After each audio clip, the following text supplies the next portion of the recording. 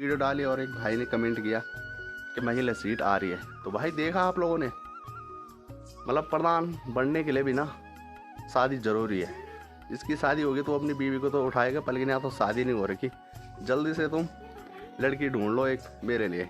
मेरी माँ कह रही कि बेटे तो गाली खाएगा गांव में। स्वामी मनमथन कौन थे हैं?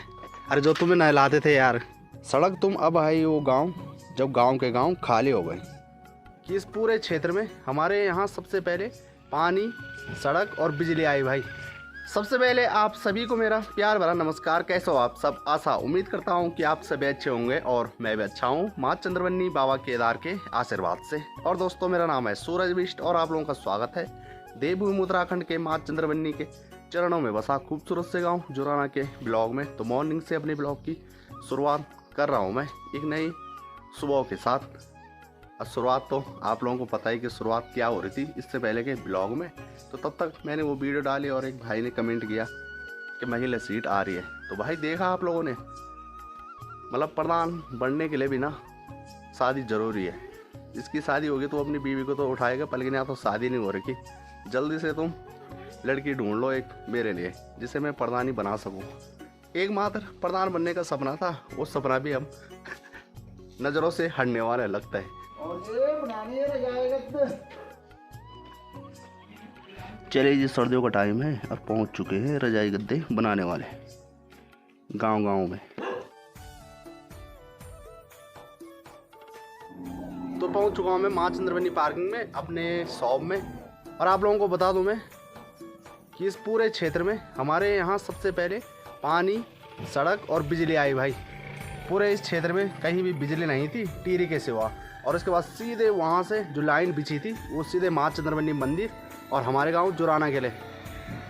और जो पानी है, तो पानी का स्रोत है, तो पानी की पाइपलाइन पहले कहीं नहीं थी, धारे थे सारे जगह। तो उस टाइम जो पानी का स्रोत है, जो पानी की पाइपलाइन है, वो भी सबसे पहले हमारे यहाँ आई। और जो ये माँ चंद्रवन्नी वाली रोड है जामनिखाल से ऊपर, तो ऐसे अब तो आप लोगों को पता है कि सारी जगह ये रोडों का जाल बिछ चुका है। और उन दिनों सबसे पहले रोड यहीं के लिए कटी थी, माता के मंदिर के लिए। जो स्वामी मनमथन थे भुवनेश्वरी महिला आश्रम के इंचार्ज थे, जो भुवनेश्वरी महिला आश्रम है तो वहाँ रहते थे। और उनका आना जाना काफ़ी ज़्यादा रहता था हमारे गांव में। और उन्होंने हमारे गांव में काफ़ी ज़्यादा विकास कर रखा है वैसे। और जो अभी भी रहते तो पता नहीं क्या होता क्या नहीं होता, वो तो भगवान ही मालिक है और वो ही जाने। और जो होते तो ऐसा सुनने में आया कि जो नई टीरी में बन रखा है ना, तो नई टीरी बनने वाला था यहाँ जहाँ पुरानी नेखरी है। तो फिर यहाँ का कुछ नज़ारा ही कुछ अलग दिखना था। सोचो भाई, अगर नई टीरी यहाँ सामने की जगह यहाँ होता तो कितना खतरनाक नज़ारा दिखने वाला था यहाँ का। बाकी अगर रोडों की बात करें तो इस क्षेत्र में लगभग सारे गाँव में रोड जा चुकी है। एक आध गाँव होंगे जहाँ रोड नहीं पहुँच पाई होगी। सड़क तुम अब आई वो गाँव, जब गांव के गांव खाली हो गए। जो ये कहावत है तो किसी ने जो ये कही है ना, तो सच्ची है भाई। रोड अब ऐसे ऐसे गांव में पहुंच चुके हैं जहां गांव में कोई रहने के लिए राजी नहीं है, यानी कि गांव के गांव खाली हो गए। और जब लोगों ने गांव से शहरों की ओर पलायन किया और अब आ रही है रोड भाई।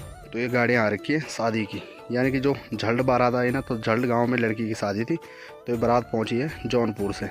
और इस साइड ऐसा होता है जब कभी कोई भी ना दूर से आते हैं बारात लेकर, तो माता के मंदिर में दर्शन करने के लिए ज़रूर पहुंचते हैं। तो सुबह मॉर्निंग में ही यहाँ दर्शन के लिए पहुंच चुके हैं बाराती।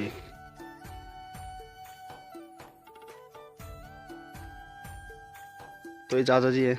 स्वामी मनमथन कौन थे हैं?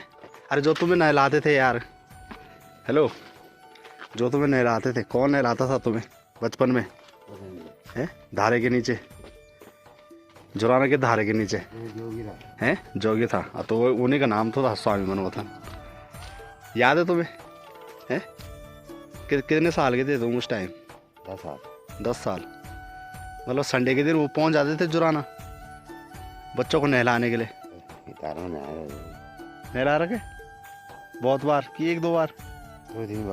2-3 बार बांध के पत्तों से। चाचा अभी शर्मा रहे भाई कि बेइज्जती हो रही है बांध के पत्तों से। तो बांध के पत्ते से रगड़ते थे ना। स्कूल पढ़ रहा हूँ। अच्छा, तुम्हारे टाइम पर भर्ती कहाँ होती थी? आर्मी की भर्ती होती थी तुम्हारे टाइम पर? यहाँ आश्रम में? तुम्हारे टाइम पर हुई आर्मी की, मिलिट्री, फौज की तुम्हारे टाइम पर होती थी?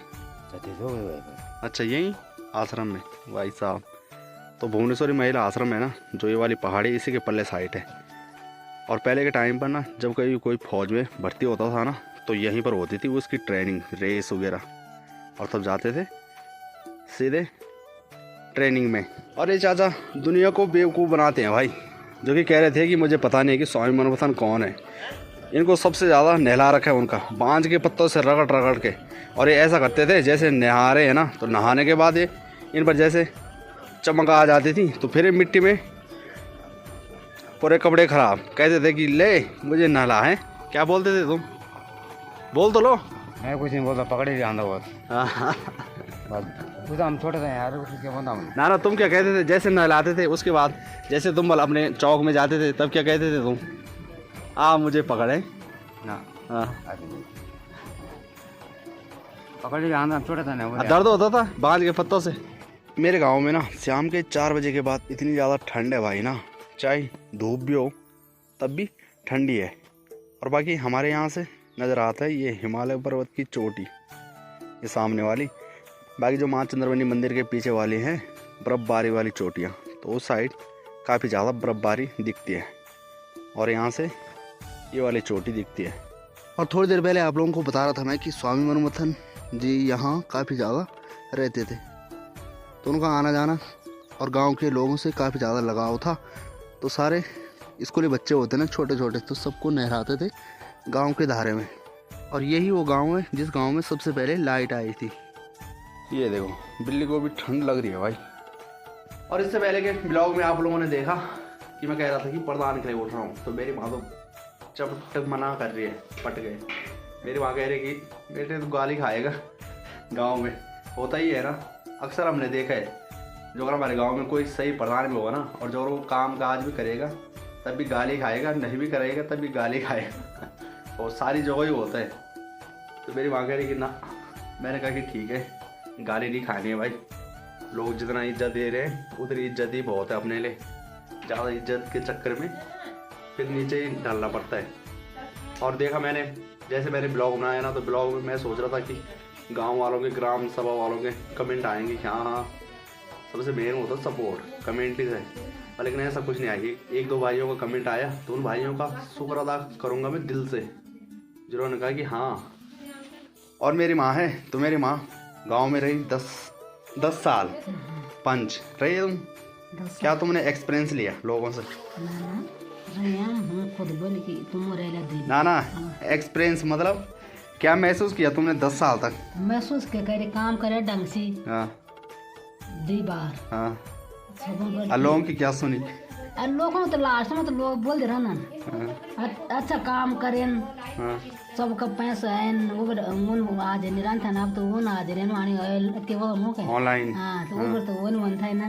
अच्छा, तो अब वो तो कॉप पर 9 लिखे था ना। तो अब तो जब 8 बजे जानो तो तब फोटो खींचे नहीं, फिर छोटू वाला फोटो खींचे नहीं। वो तो ठीक था, अच्छा काम करी, पैसा लोगों को खूब कमाए, लास्ट में लोगों ने गाय देने।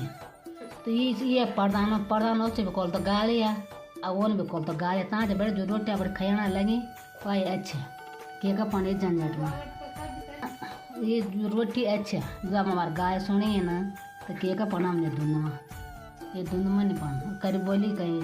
अच्छा, और अगर मेरे पापा रहते तो मेरे पापा को शौक था प्रधान बनने का, कुछ भी ऐसे मतलब नेतागिरी में। उठे ना नेतागिरी में उठे, कब उठे प्रधानगिरी? एक बार जब साहब तो साहब नहीं बने। हाँ, तो उस टाइम हाँ उठे नहीं ना, उठे नहीं, मतलब सोचा कि मैंने बैठना, उठना, मैंने उठना। और तब सबने बोल के चलो वही नॉन बना दिया, बोले उनकी मैंने प्रधान बन, सब अमनी बोल के तुम उनके बनना, मतलब उन्हें काम कराने का, काम लाने का मतलब तौर तरीका पता था। और वही बोल तू उठ का बोलने चलना है तेरे पापा, मैं सब ने बोल गाँव वालों तेरे पापा ने फोन वहाँ दिया, ये नौने वाला दे दिया। तो अच्छा नौने वाला था तो चलो बहुत काम करे भाई। अब इधर के जन कहें तब करो ना, कोई किन्नी करो। और जब मेरे पापा पंच थे ना, तो मैं कभी भी जैसे कहता था कि मैं काम पे चले जाऊँ छुट्टियों में, तो मेरे पापा कहते थे कि अभी ये दिन नहीं आए कि काम पे जाने की ज़रूरत पड़े। और जब मेरे पापा नहीं थे तो लॉकडाउन तो लग रखा था, तो लॉकडाउन में ऐसा था ना कि करना क्या था कि काम ही तो करना था। तो भाई सबके 2800 रुपये आए, और मैंने जो फर्स्ट टाइम अपनी लाइफ में काम किया रोजगार गारंटी पे, लेकिन मेरे 2800 रुपये नहीं आए, जबकि मैंने 3-4 बार बैंक की पासबुक भी दी, आधार कार्ड भी दिया, कॉपी करवाने में पड़ गया मैं, कॉपी करवाते रहे, देता रहे, पर लेकिन नहीं आए वो। ये भी याद रखेंगे वो भी कि क्यों नहीं आए, पूछा भी कि क्यों नहीं आए, पर लेकिन उन्होंने कहा कि आ गया। अब मैंने कहा 1-2 बार कॉपी पकड़ाई अपनी, मैंने कहा देख लो 100 रुपये 200 रुपये 1000 रुपये पड़े होंगे, एकदम 2800 रुपये नहीं आए। कुछ भी चीज़ हो ना तो सारी चीज़ों की फीलिंग आनी चाहिए अंदर से। जैसे मैं कह रहा था कि प्रधान, तो प्रधान के लिए फीलिंग तो आ नहीं रही, गाले वाली फीलिंग आ रही, गालियों खाने वाले की। कैसे देंगे ला अरे ये कोई जन्नत है कुत्ता ने अरे पे खान को तुम्हारी प्रधान की तुम रह लिया दिलो बोट जेगा जुआगा मोल बोल दिया मारनी ठप मारा ठप्पा सबसे पहले दियो फोट जितना नहीं करा तुमने।